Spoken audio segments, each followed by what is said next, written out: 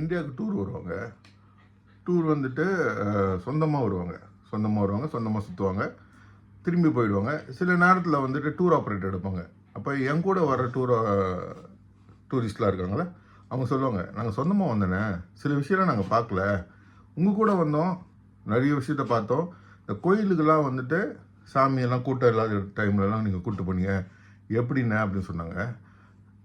அதுதான் ஒரு குட்டி கதை ஒன்று போடுறேன், அது பாருங்கள். அங்கதான் இருக்கு சுச்சமா. நாளைக்கு இந்த இடத்துக்கு போனீங்கன்னா ஒன்னும் கிடைக்காது.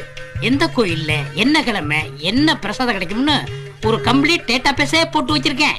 அயோத்திய மண்டபத்துல எப்ப அக்கார வடசல் போடுவாங்க, அரசியல்வாதிங்க எப்ப அன்னதானம் போடுறாங்க, ஏஆர் ரஹ்மான் வீட்டுல என்னைக்கு பிரியாணி போடுறாங்க, விஜயகாந்த் ஆபீஸ்ல எப்ப கரிசோறு போடுறாங்க, மலைக்கோட்டு கொடை, இஸ்திரி பெட்டி, தைய மிஷின், குருட்டு கண்ணாடி எப்பப்ப எங்கெங்க என்னென்னலாம் கொடுப்பாங்கன்னு எனக்கு மட்டும்தான் தெரியும்.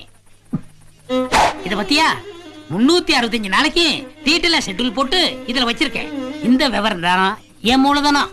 நான் உனக்கு தர்றது சோறு இல்ல தம்பி, இம்ப்ரமேஷன். இம்ப்ரமேஷன் இஸ் வெல்த். ஊரெல்லாம் ஓடி அலைஞ்சு உழைச்சு சம்பாதிக்கிறது எதுக்கு?